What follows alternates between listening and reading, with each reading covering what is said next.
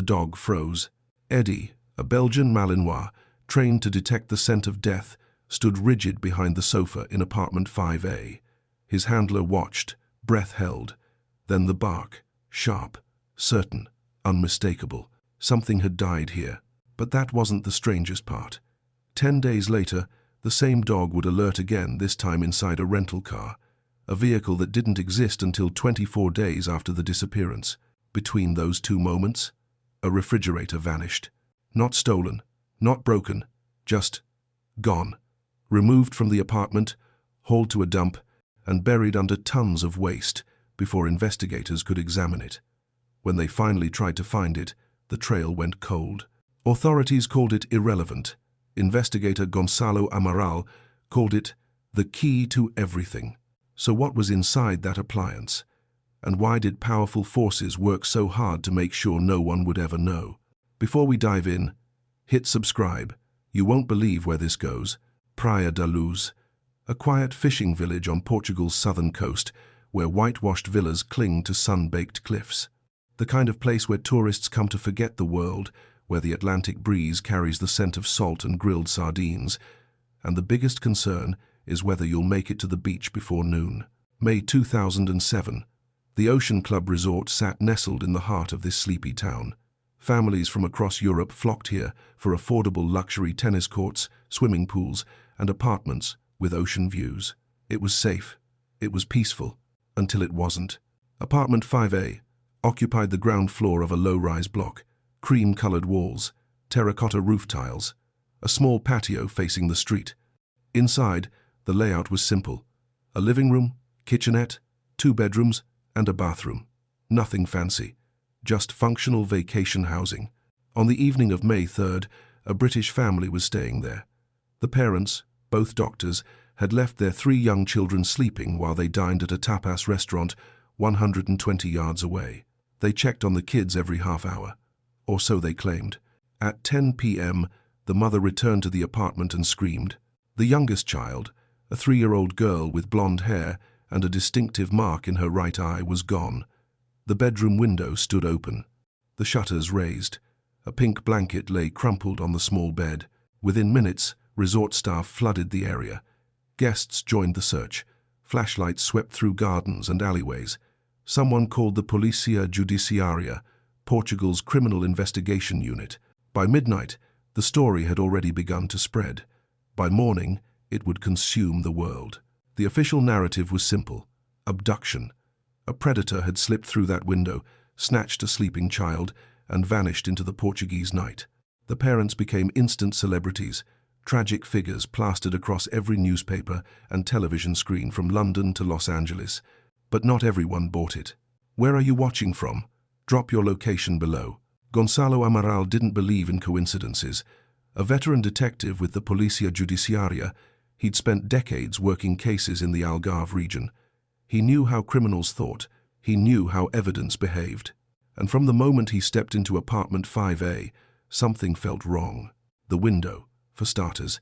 No fingerprints on the frame. No scuff marks on the wall outside. No disturbed soil beneath the ledge. If someone had climbed through, they'd left no trace. Then there were the parents. Calm. Almost too calm. Their statements didn't quite line up. The timeline had gaps, small inconsistencies that might mean nothing or everything. Amaral kept his suspicions quiet.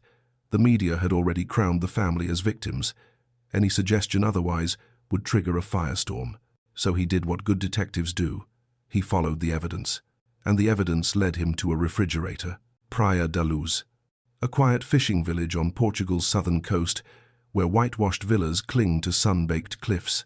The kind of place where tourists come to forget the world, where the Atlantic breeze carries the scent of salt and grilled sardines. And the biggest concern is whether you'll make it to the beach before noon. May 2007.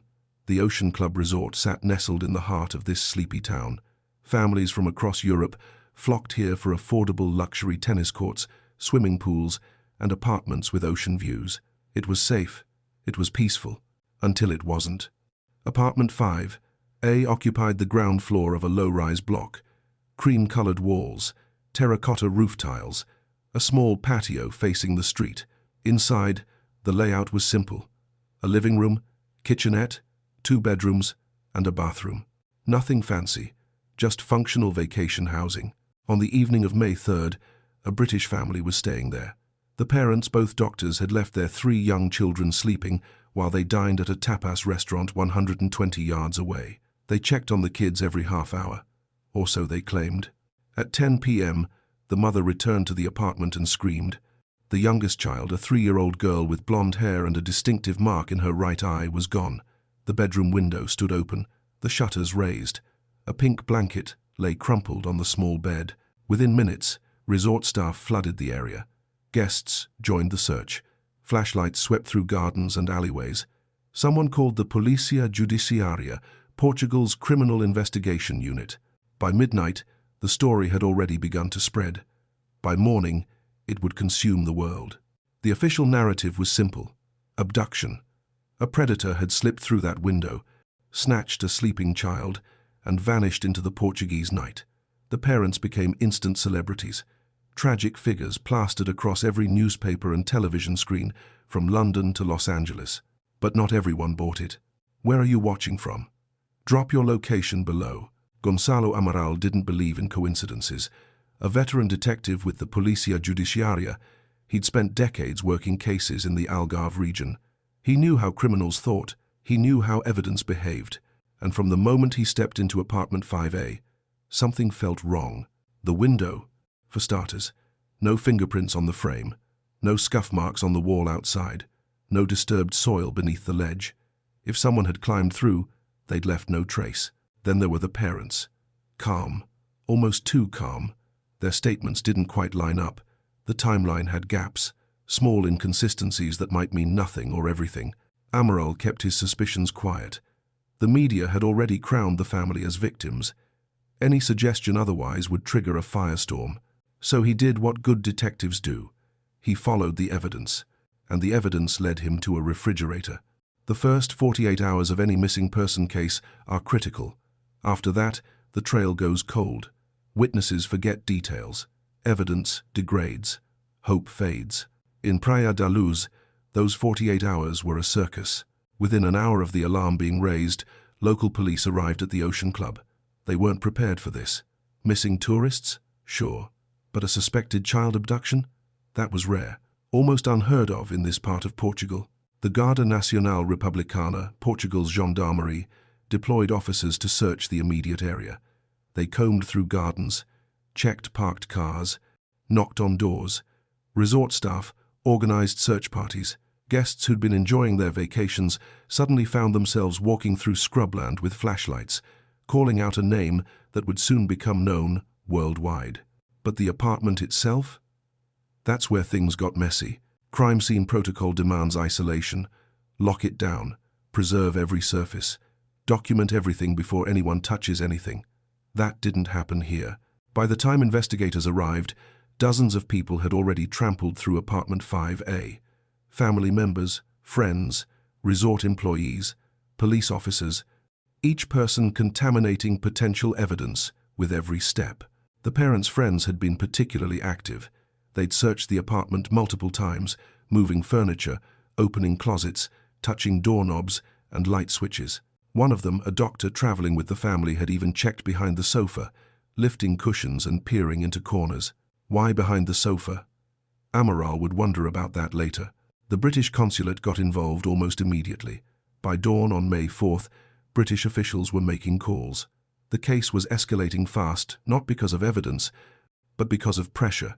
The family hired a PR firm within days, not a lawyer, a public relations company. Their faces appeared on television across Europe. Celebrities pledged support. Reward funds swelled into the millions. The Pope agreed to meet with them. This wasn't just a missing child case anymore. It was a media phenomenon. But while cameras focused on tearful press conferences, Amaral's team was trying to do actual police work. They interviewed the parents repeatedly. The timeline they provided went like this: 8:30 p.m. Children put to bed in apartment 5A. 9 p.m. Parents leave for dinner at the tapas restaurant. 9:05 p.m. Father returns to check on the kids, all sleeping. 9:30 p.m. One of the dining companions checks the apartment. All quiet. 10 p.m. Mother returns and discovers the child missing. Seems straightforward, right? Except witnesses at the restaurant couldn't confirm all those check-ins. The table had a clear view of the apartment block, but trees and walls obscured the actual entrance. Anyone could have said they went to check without actually going. Then there was the window. The mother claimed the shutters were jemmied, open forced from the outside, but forensic examination showed no tool marks, no damage. The shutters could only be raised from inside the apartment. So, how did an intruder get in? The parents suggested the front door. Maybe it had been left unlocked. Maybe someone walked right in, scooped up a sleeping child, and walked back out. Possible? Sure, but unlikely. The apartment sat on a busy corner. People walked past constantly. Carrying an unconscious 3-year-old through the streets without being seen would require either incredible luck or incredible skill. Amaral started building a profile. If this was an abduction, the perpetrator would need to know the family's routine. They'd need to know the children were alone. They'd need to know which apartment, which bedroom, which bed. That suggested surveillance, planning, premeditation. But there was another possibility, one that Amaral couldn't ignore, no matter how much political pressure mounted. What if there was no intruder? Accidents happen. Parents fall asleep. Children wander. Medications get mixed up. A moment of panic can lead to terrible decisions. He'd seen it before. A child dies unexpectedly. The parents, terrified of blame, stage a cover-up. They hide the body. They create an alternative narrative. They convince themselves they're protecting their family. It's not common, but it happens. Amaral needed evidence. Hard, scientific evidence that could cut through the noise and reveal what really happened in apartment 5A. That evidence would come, but not for another week, and when it did, it would change everything. August 1st, 2007, nearly 3 months after the disappearance, a British forensic team stepped off a plane in Faro, Portugal. They brought with them 2 of the most specialized investigators in the world, Eddie and Keela, 2 English Springer Spaniels trained by South Yorkshire Police. But these weren't ordinary police dogs. Eddie was a cadaver dog, trained exclusively to detect the scent of human decomposition, not living humans, not animal remains. Only the specific chemical signature released when human tissue begins to break down. He'd been deployed to disaster sites, murder investigations, and cold cases across Europe. His accuracy rate was exceptional. When Eddie alerted, you paid attention. Keela was a blood detection dog. She could identify microscopic traces of human blood, invisible to the naked eye, even after surfaces had been scrubbed clean. Together, they were a forensic powerhouse. Amaral had requested their deployment weeks earlier. The Portuguese police didn't have dogs with this level of specialization. If there was any trace evidence in apartment 5A, anything that suggested death rather than abduction, these dogs would find it. The British team arrived with handlers Martin Grime leading the operation. Grime was a no-nonsense professional. He didn't care about media narratives or political pressure. He cared about what his dogs told him. And his dogs were about to tell him something disturbing. August 2nd, early morning. The Ocean Club had been mostly cleared of tourists by now. Apartment 5, sat empty, sealed since May. 3 months of Portuguese summer heat had baked the interior. Dust hung in the air. The smell of stale vacation sunscreen, cleaning products, and time lingered in every corner. Eddie entered first. Grime walked him through the living room slowly. The dog sniffed methodically. Furniture, walls, corners. His tail wagged casually. Nothing unusual. Then they reached the sofa. Eddie's demeanor changed instantly. His body stiffened. His nose worked frantically along the base of the couch, behind the cushions, tracing an invisible scent map that only he could perceive. Then he sat, rigid, staring at the spot. That's the alert, the signal that means human death was here. Grime marked the location. They continued through the apartment. In the parents' bedroom, Eddie alerted again, this time near the wardrobe. The scent was faint but present. Something had been here, something dead. The implications were staggering. If Eddie was right, and he was almost never wrong, then human decomposition had occurred inside apartment 5A. Not an abduction, not a kidnapping. Death. But there was no body, no blood visible to investigators, no obvious signs of violence. So, Where was the evidence? That's where Keeler came in. The blood detection dog swept through the same areas. Behind the sofa, she alerted immediately. In the bedroom, same response. But she also found something else. Trace amounts near the window, on the floor tiles, barely detectable, even with luminol testing. Forensic teams moved in. They swabbed every surface Eddie and Keeler had marked. Samples were collected, catalogued, and prepared for laboratory analysis in the United Kingdom. The Forensic Science Service in Birmingham would handle the testing, one of the most respected labs in Europe. If you're hooked, smash that like button. This gets darker. But Amaral wasn't done. If decomposition had occurred in the apartment, and if the body had been moved, there had to be a transfer point. A vehicle, a container, something. That's when he remembered the car. 24 days after the disappearance, the family had rented a Renault Scenic. They'd kept it for several weeks before returning it to the rental agency. By the time Amaral's team thought to examine it, the vehicle had already been rented out to other tourists multiple times. But it was worth a shot. August 6th. The Renault Scenic was brought to a secure location. Eddie and Keeler were deployed again. The moment Eddie approached the driver's side door, he alerted. Strongly. The scent of human decomposition was present inside the vehicle, specifically in the trunk area and near the driver's seat. Keeler confirmed it. Blood traces. Microscopic, but there. Think about that timeline for a second. The child disappeared on May 3rd. The car wasn't rented until May 27th, 24 days later. If the dogs were detecting decomposition in that vehicle, it meant one of two things. Either the body had been stored somewhere for nearly a month before being transported, or the scent had transferred from contaminated clothing or objects placed in the car. Both scenarios pointed to the same conclusion. The family had access to human remains weeks after the alleged abduction. Amaral's theory was taking shape, but he needed more. He needed to know where the body had been kept during those 24 days. That's when a witness came forward with a story about a refrigerator, and suddenly, everything started to make sense. The tip came from a maintenance worker at the Ocean Club. He'd been bothered by something for weeks, a detail that seemed insignificant at first, but grew heavier with each passing day. Finally, in mid-May, he approached investigators with information that would become the foundation of Amaral's most controversial theory. A refrigerator had been removed from apartment 5A, not just any refrigerator, the one that had been in the unit when the family checked in.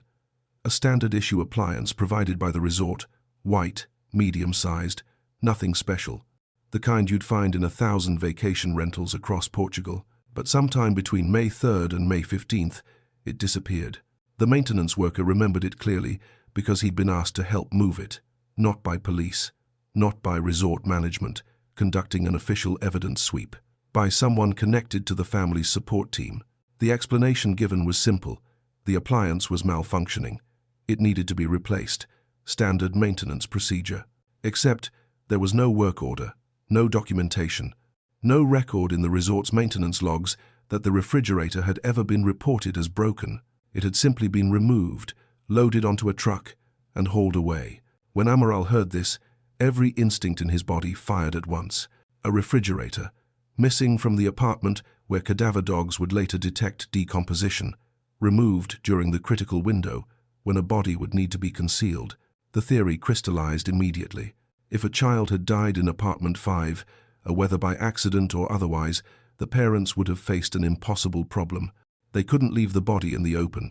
The apartment was too small, the risk of discovery too high. They needed time to think, time to plan, time to figure out what to do next. A refrigerator solves that problem. It's soundproof, sealable, temperature-controlled.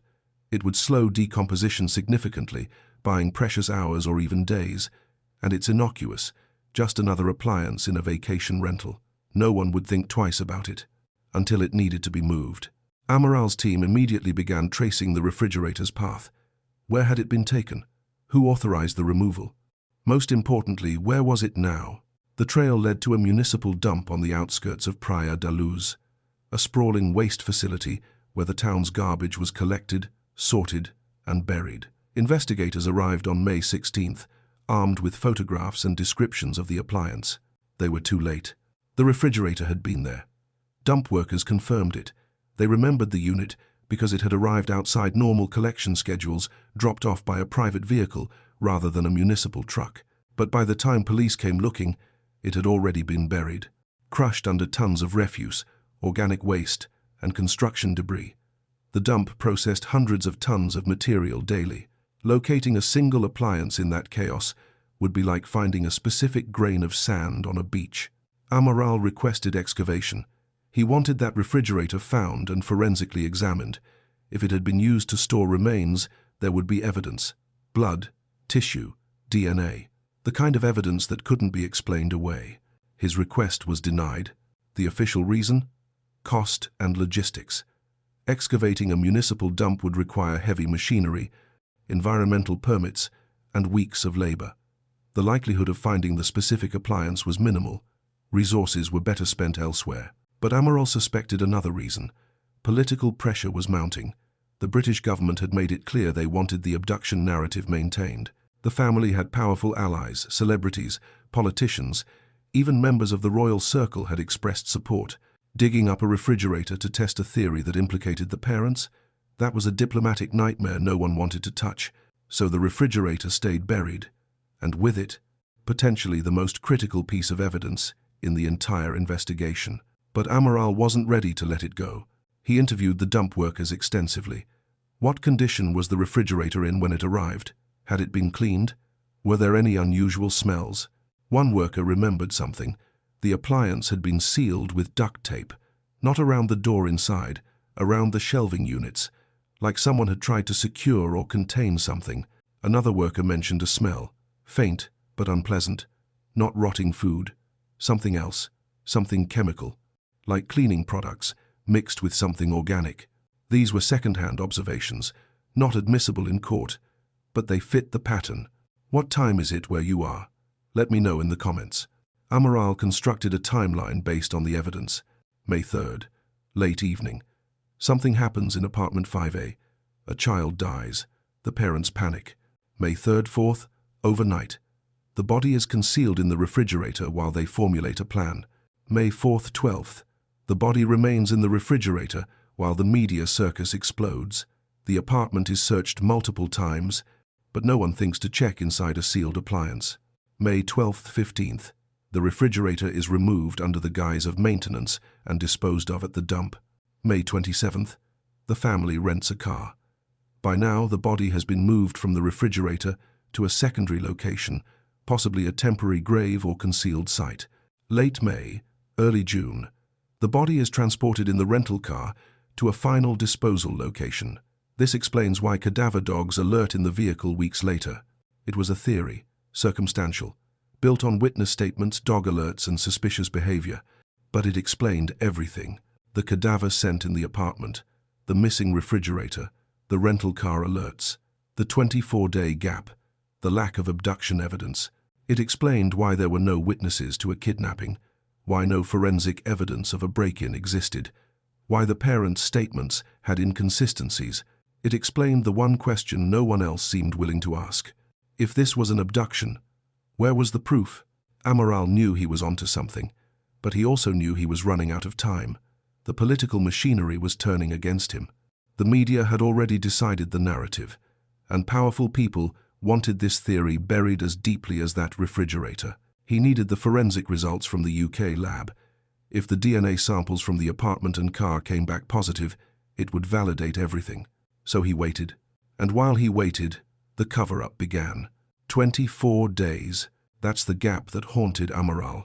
The space between the disappearance and the car rental. The window where everything crucial happened and where almost nothing could be proven. Understanding those 24 days was the key to understanding the entire case. Let's break it down, day by day, piece by piece. Day 1, May 3rd, 10 p.m. The alarm is raised. The child is missing. Within an hour, the apartment is flooded with people, police, friends, resort staff. Everyone searching, touching, contaminating. But here's what's interesting. The parents' friends immediately took control of the scene. They organized, they directed, they made decisions about who could enter and when. One friend, a doctor, insisted on checking behind the sofa. Multiple times. He moved cushions. He looked underneath. He seemed fixated on that specific area, the same area where Eddie, the cadaver dog, would alert 3 months later. Coincidence? Day 2 to 3. May 4th as 5th. The media descends. Satellite trucks. Reporters from across Europe. The story goes global. The family does their first television interview. Tearful, desperate, pleading for their daughter's safe return. Behind the scenes, the apartment remains sealed. But not entirely. The family's friends continue to have access. They retrieve clothing, personal items. They're in and out, multiple times. Amaral's team doesn't think much of it at the time. These are grieving people, collecting belongings. Standard procedure. But what if they were collecting something else? Day 4 to 7. May 6, 2009. The investigation expands. Police search the surrounding area, beaches, fields, abandoned buildings. They find nothing. The family hires a PR firm. Clarence Mitchell, a former BBC journalist and government media advisor, becomes their spokesman. He's polished, professional. He controls the narrative with precision. This is unusual. Most families in crisis rely on police liaisons. They don't hire crisis management experts, unless they're managing more than grief. Day 8 to 10, May 10th 12. The refrigerator is still in apartment 5A. Investigators have photographed it, documented it, but no one has examined it closely. Why would they? It's just an appliance. Except someone is thinking about it. Someone realizes it's a problem. Day 11 to 15, May 13th to 17. The refrigerator is removed. The maintenance worker helps load it onto a truck. It's taken to the dump. Within 48 hours, it's buried under tons of waste. The timing is critical. By mid-May, the initial search frenzy has died down. Media attention has shifted slightly. There's a window of opportunity to move something without intense scrutiny, and they take it. Day 16 to 23, May 18 to 26. The family remains in Praia da Luz. They're staying in a villa now donated by a wealthy supporter. They conduct interviews. They meet with investigators. They appear cooperative, but they're also planning, because on day 24, they make a move that will haunt them forever. Day 24, May 27th. They rent a Renault Scenic from a local agency, a silver compact car. Unremarkable. The kind of vehicle tourists rent every day. The stated reason? They need transportation. They've been relying on friends and taxis. Having their own car makes sense. But here's the question Amaral couldn't shake. Why wait 24 days? If you need a car, you rent it immediately. Day 2, day 3, not nearly a month later. Unless you didn't need a car until day 24. Unless there was something you couldn't move until then. Day 25 to 45. May 28th, June 17th. The family keeps the rental car for 3 weeks. They drive it regularly, shopping trips, meetings, errands. But there are gaps in the timeline. Hours where the car's location can't be accounted for. Late-night drives that don't have clear explanations. One witness, a British tourist staying nearby, reported seeing the father loading something into the trunk of the Scenic late one evening. Something wrapped in blankets or fabric, heavy enough that he struggled with it. When asked about it later, the father said it was luggage, just bags, nothing unusual. But the witness remembered thinking it was odd. Who moves luggage at 11 p.m.? Day 46 to 50.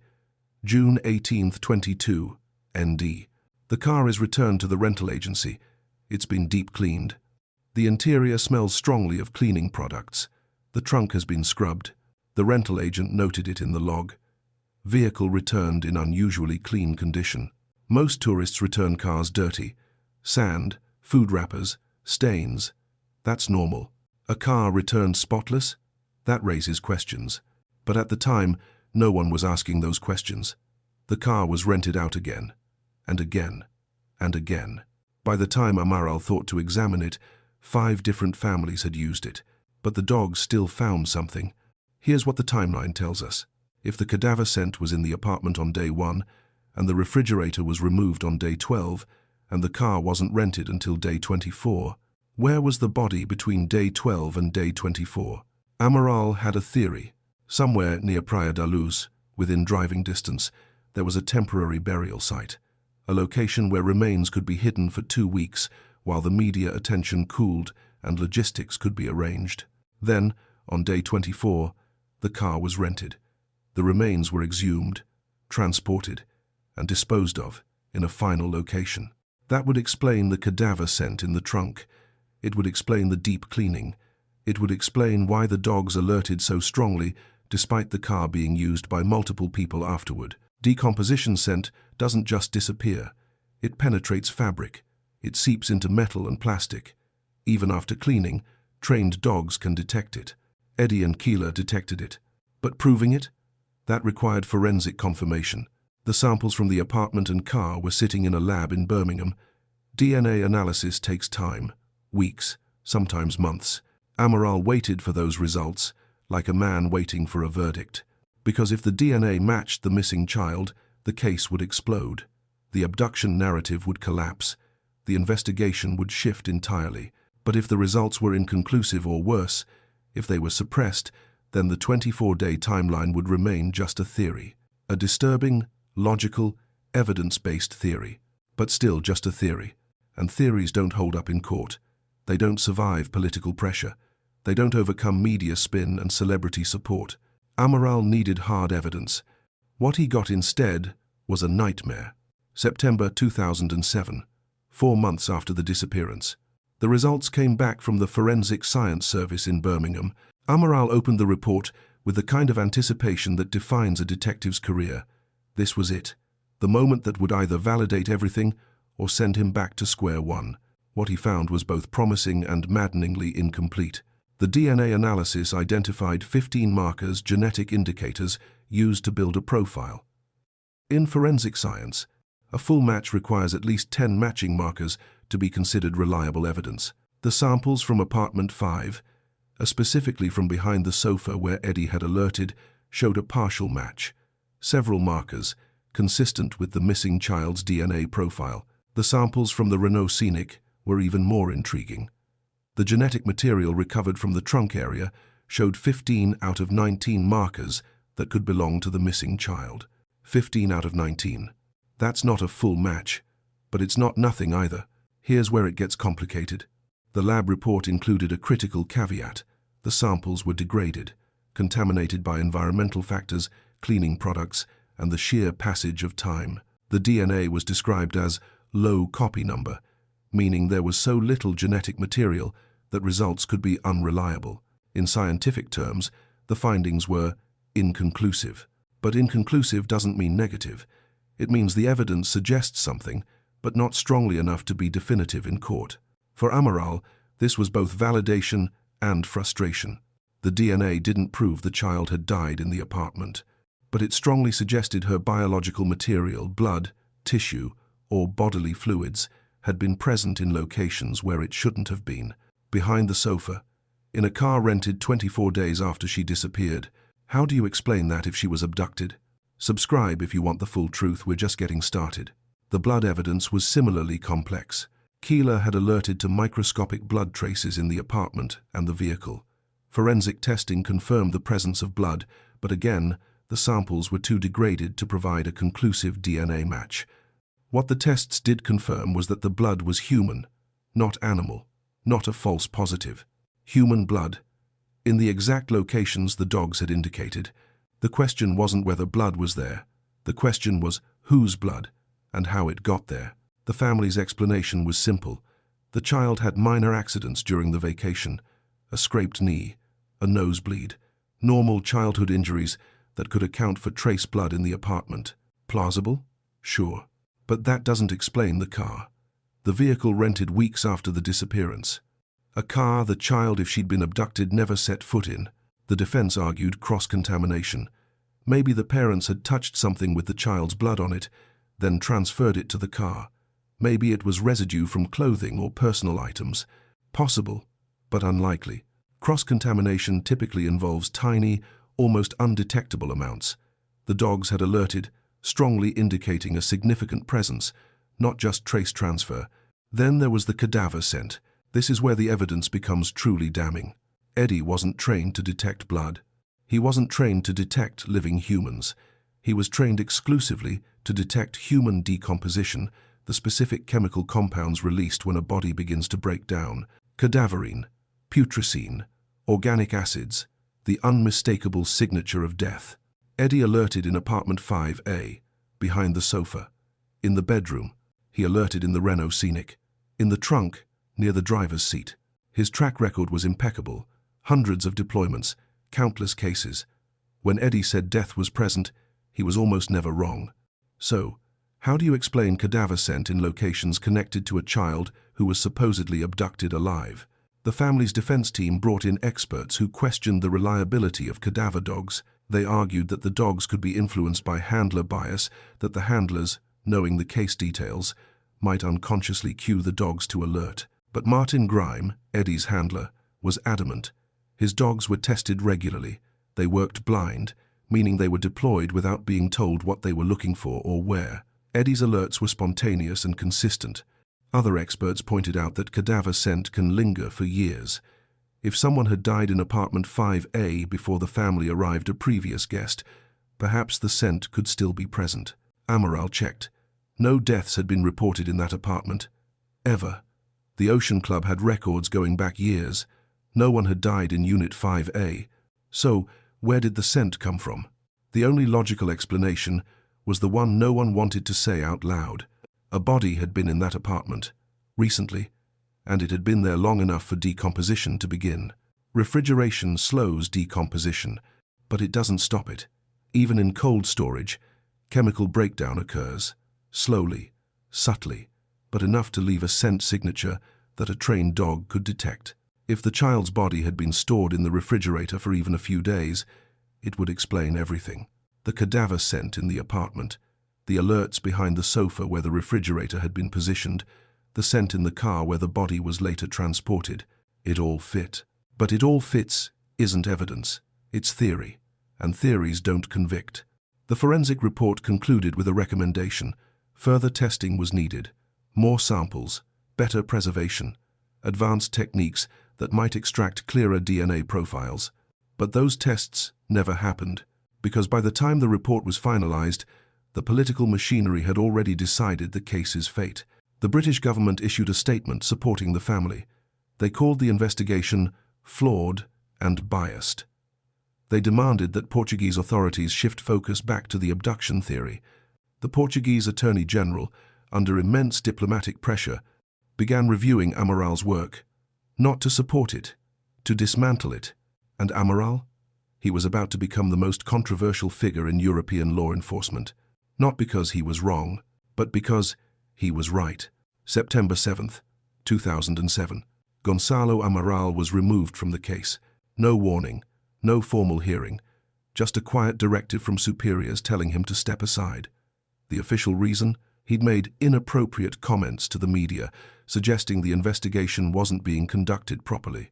But everyone knew the real reason. He'd gotten too close to the truth, and the truth was politically inconvenient. The British government had invested heavily in the abduction narrative. They'd deployed resources, they'd sent investigators, they'd made public statements supporting the family. To admit now that the lead detective suspected the parents would be a diplomatic catastrophe. So they removed the detective instead. Amaral didn't go quietly. He protested internally. He documented everything. He made sure his findings were on record, preserved in case reports and forensic logs that couldn't simply be erased. But his voice was effectively silenced. The case was reassigned, new leadership, new direction, and a very clear mandate: focus on abduction, ignore everything else. The family's legal team moved quickly.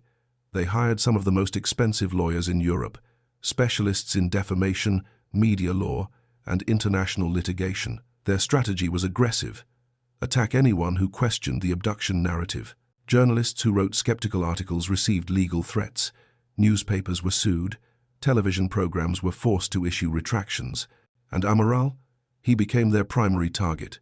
In July 2008, more than a year after the disappearance, the Portuguese Attorney General officially archived the case. No charges filed, no suspects named. The investigation was declared inconclusive. The family was formally cleared as suspects. But cleared didn't mean innocent. It meant there wasn't enough evidence to prosecute. There's a difference. Amaral knew that difference, and he wasn't willing to let it go. In July 2008, he published a book, The Truth of the Lie. In it, He laid out everything: the forensic evidence, the dog alerts, the refrigerator theory, the 24-day timeline, the political pressure that had derailed the investigation. The book became an instant bestseller in Portugal. Tens of thousands of copies sold within weeks. People were hungry for answers. They'd watched the media circus. They'd seen the inconsistencies. And now, finally, someone with authority was saying what many had suspected all along. The family's response was swift and brutal. They sued, not just for defamation, for emotional distress, for damages. They demanded the book be banned. They wanted every copy pulled from shelves. They wanted Amaral silenced permanently. And they won. In September 2009, a Portuguese court issued an injunction. The truth of the lie was banned from sale. Existing copies were seized. Amaral was ordered to pay damages and legal fees. The ruling was unprecedented. Portugal has strong free speech protections. Banning a book, especially one written by a former investigator, presenting documented evidence, was almost unheard of. But this case was different. The family had powerful allies. What's the weather like where you are? Comment below. British politicians had been involved from the beginning. Prime ministers, yes. Multiple had personally intervened. Phone calls were made. Diplomatic channels were activated. Pressure was applied at the highest levels. Why? That's the question that haunted Amaral and everyone who followed the case. Why would governments expend so much political capital protecting one family? Why would they suppress evidence? Why would they silence investigators? The official explanation was compassion. The family had suffered an unimaginable tragedy. They deserved support, not suspicion. But compassion doesn't explain the scale of the intervention. Compassion doesn't explain why British police were given unprecedented access to Portuguese investigative files, access typically reserved for formal treaties and major international crimes. Compassion doesn't explain why the case received more funding and resources than any missing person investigation in European history. Compassion doesn't explain the gag orders, because that's what happened next.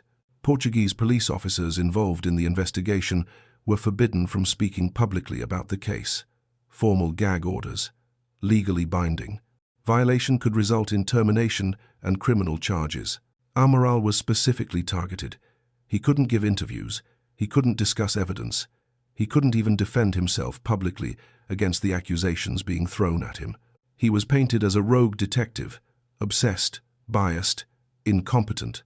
The media, the same media that had once championed the family, turned on him. Headlines called him cruel, heartless, a man who had victimized grieving parents. But behind the scenes, other investigators quietly supported him. Forensic experts who'd worked the case. Police officers who'd seen the evidence.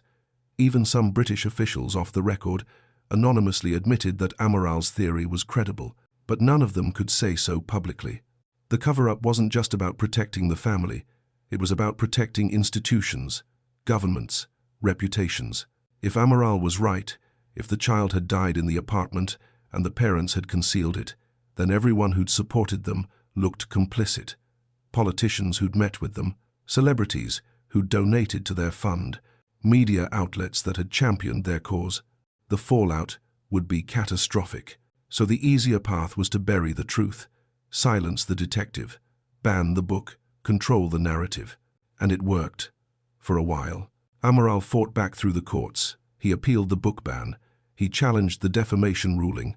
It took years of legal battles, financial ruin, and personal attacks. But in 2017, Portugal's Supreme Court finally ruled in his favor. The book ban was lifted. The defamation judgment was overturned. Amaral was vindicated, at least legally. The court's ruling was significant.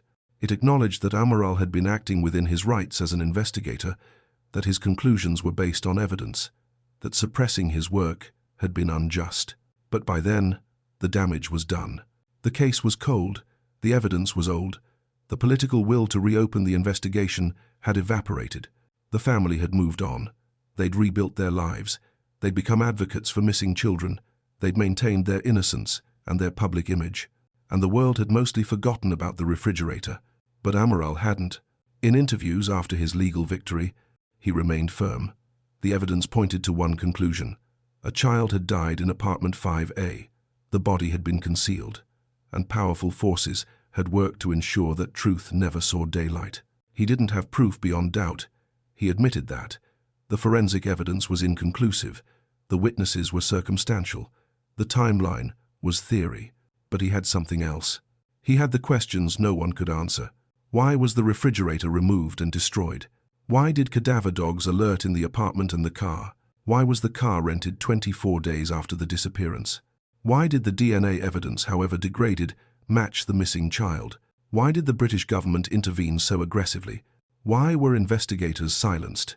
These aren't accusations, they're questions, and questions deserve answers. 17 years later, the questions still echo. The case officially remains open. British police continue to investigate, though their focus has shifted over the years. Suspects have been named, theories have been floated, millions of pounds have been spent, but no arrests, no body, no resolution. And the questions Amaral raised, they've never been adequately answered. Let's go through them, one by one. What happened to the refrigerator? This is the central mystery. An appliance removed from a crime scene, disposed of before investigators could examine it, and buried under tons of waste. The official explanation that it was malfunctioning and needed replacement doesn't hold up. There was no work order, no maintenance request, no documentation. Someone wanted that refrigerator gone. Urgently, permanently. If it was innocent, if there was truly nothing to hide, why not let police examine it? Why the rush to destroy it? No one has ever provided a satisfactory answer. Why did cadaver dogs alert in the apartment? Eddie's track record speaks for itself. Hundreds of deployments, disaster sites, murder investigations, cold cases. His accuracy rate was exceptional. When he alerted behind the sofa and in the bedroom of apartment 5A, he was detecting human decomposition. That's what he was trained to do. That's what he did. The defense argued previous deaths in the apartment, but records showed no one had died there. They argued contamination. But cadaver scent is specific. It's not something that appears randomly. The simplest explanation? Someone had died in that apartment. Recently. Why did the same dog alert in a car rented 24 days later? This is the question that destroys the abduction narrative. If the child was taken by a stranger on May 3rd, she would never have been in that Renault Scenic. The car didn't exist in the family's possession until May 27th. Yet Eddie detected decomposition in the trunk. Strongly, unmistakably. The only logical explanation is that human remains were transported in that vehicle, remains connected to the missing child. How else do you explain it? Why was the car deep cleaned before being returned? Rental cars are usually returned dirty. That's normal, expected. But this car was returned spotless, scrubbed, smelling of industrial cleaning products. The rental agent noted it specifically, unusually clean condition. Why would someone deep clean a rental car unless they were trying to remove evidence? What about the DNA evidence? 15 out of 19 markers. That's not conclusive, but it's not random either. The samples were degraded, contaminated, low copy number, all true, but they were there. In the apartment, in the car, locations where the child's biological material shouldn't have been if she'd been abducted. The defense explained it away as cross-contamination, innocent transfer. But forensic experts who reviewed the case independently, without political pressure, said the pattern was consistent with direct contact, not transfer. Why the political interference? This might be the most disturbing question of all. Missing children cases are tragic. They receive attention, resources, support. But this case received something else entirely. Government intervention at the highest levels, diplomatic pressure, suppression of evidence, silencing of investigators. Why? The family wasn't royalty. They weren't politicians. They were doctors on vacation. So why did prime ministers get involved? Why were investigators gagged? Why was Amaral's book banned? The scale of the intervention suggests something deeper, something that goes beyond compassion for grieving parents. It suggests protection, not just of the family, but of institutions, reputations, narratives. Why has no credible abduction evidence ever emerged? 17 years, thousands of tips, millions in funding, international investigations, and yet no credible evidence of an abduction has ever been found. No witnesses saw anyone carrying a child that night. No forensic evidence of a break-in exists. No ransom demand was ever made. No trafficking network has been linked to the case. Every lead has gone cold. Every suspect has been cleared. The simplest explanation, the one Amaral proposed, remains the most logical. There was no abduction, there was an accident, or something worse, and there was a cover-up. What about the witness testimonies? Multiple people reported suspicious behavior in the days following the disappearance. The friend obsessed with checking behind the sofa. The late-night activity around the apartment. The man seen loading something heavy into the Scenic's trunk. The maintenance worker who helped remove the refrigerator. These aren't conspiracy theories. These are documented witness statements, people who saw things, people who came forward. But their testimonies were dismissed, ignored, buried under the weight of the abduction narrative. Why? Why did the family hire a PR firm instead of additional investigators? This detail bothers a lot of people. When a child goes missing, most families pour every resource into finding them. They hire private investigators, they offer rewards, they cooperate fully with police. This family hired Clarence Mitchell, a crisis management expert, someone trained to control narratives, to manage media, to protect reputations. That's not the behavior of people desperate to find their child. That's the behavior of people managing a situation. These questions don't prove guilt.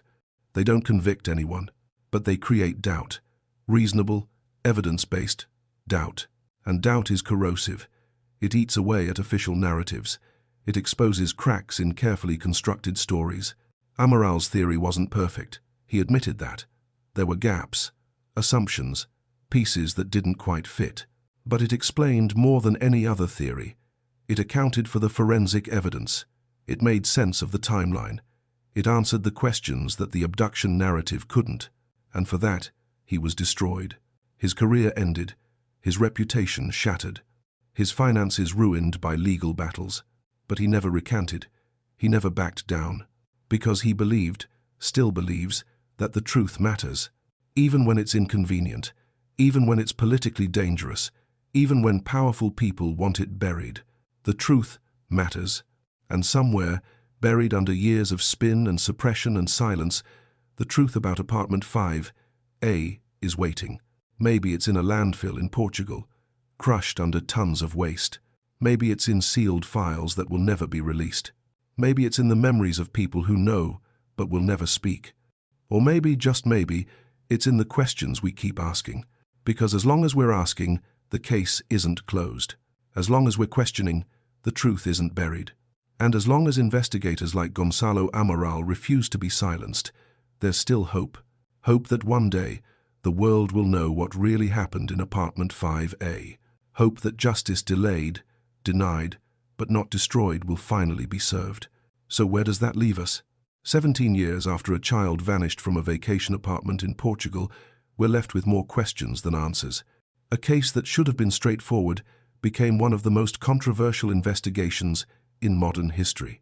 And at the center of it all, a refrigerator that disappeared before anyone could examine it. Gonçalo Amaral's theory remains the most comprehensive explanation for the evidence.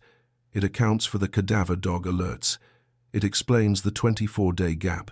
It makes sense of the forensic findings that everyone else tried to ignore. But comprehensive doesn't mean proven. And in the absence of a body, in the absence of a confession, in the absence of irrefutable evidence, the case remains, officially, unsolved. The family continues to maintain their innocence. They've endured years of scrutiny, suspicion, and public judgment. If they're telling the truth, if their child was truly abducted, then they've suffered an injustice on top of an unimaginable tragedy.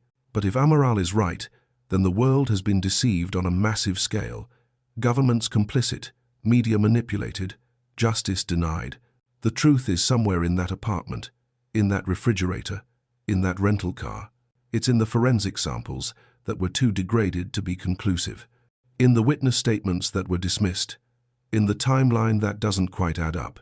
It's in the questions that powerful people didn't want asked, and it's in the courage of one investigator who refused to look away. Amaral paid a heavy price for his pursuit of truth, his career, his reputation, years of his life spent in courtrooms defending his right to speak. But he won something too, vindication. The Supreme Court acknowledged he was right to investigate, right to question, right to follow the evidence wherever it led. That matters, because investigations shouldn't be dictated by politics, evidence shouldn't be suppressed because it's inconvenient, and investigators shouldn't be silenced for doing their jobs. The case remains open. Technically, British police still have a team assigned to it. They still follow leads, they still investigate tips, but the focus has shifted. Away from the apartment, away from the family, away from the uncomfortable questions, toward distant suspects, vague theories, possibilities that don't threaten the established narrative. And the refrigerator? Still buried, still untested, still holding whatever secrets it contained. Maybe one day, someone will excavate that landfill. Maybe new technology will allow forensic teams to extract usable DNA from degraded samples. Maybe a witness will come forward with information that changes everything. Maybe. But until then, we're left with Amaral's theory. Circumstantial, controversial, compelling. A theory that says a child died in apartment 5A, that her body was concealed in a refrigerator, that it was later moved and disposed of, that powerful forces worked to ensure that truth never emerged. A theory that explains the evidence better than any alternative. A theory that authorities desperately don't want you to believe. So what do you think happened? Was it an abduction by a stranger who left no trace? A trafficking operation that vanished without evidence? A random predator who struck at the perfect moment? Or was it something simpler, something tragic, something that spiraled into a cover-up because the alternative was too devastating to face? The evidence is there, the timeline is documented, the questions are unanswered. And now you know what Gonçalo Amaral risked everything to expose. The shocking truth about the refrigerator theory, the 24-day timeline, the cadaver dogs, the political interference, the suppression of evidence. You know what authorities don't want you to know. What you do with that knowledge is up to you. What do you think happened? Comment your theory below. Was Amaral right? Was there a cover-up? Or is there another explanation we're missing? Hit that like button if this opened your eyes. Subscribe, because we're not done exposing the cases that powerful people want buried. And share this with someone who needs to hear it. The truth doesn't disappear just because it's inconvenient. It waits. And sometimes, it takes 17 years and a detective who refused to stay silent for it to finally surface. This is the story they didn't want told. Now it's yours to share.